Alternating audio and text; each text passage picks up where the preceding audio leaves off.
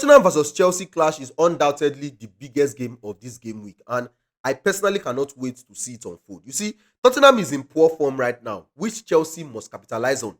That said, this is football, and surprises can happen. Anything can happen.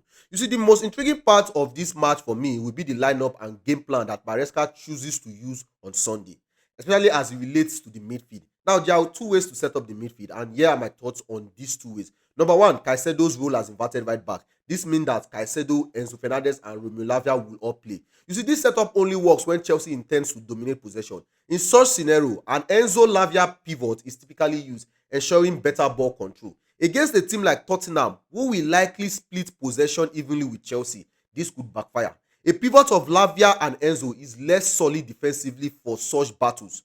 Tottenham's tendency to leave large gaps in their defensive lines demands that Chelsea exploits them effectively. Using Caicedo as an inverted right back requires Chelsea to dominate possession with our midfielders, which will definitely not be the case against Tottenham on Sunday.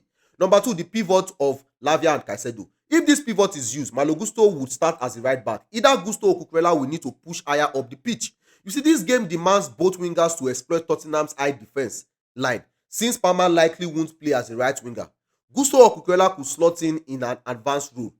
Looking at how Tottenham plays, I expect Maresca to adopt a strategy similar to what he used in the 4-2 victory over Brighton.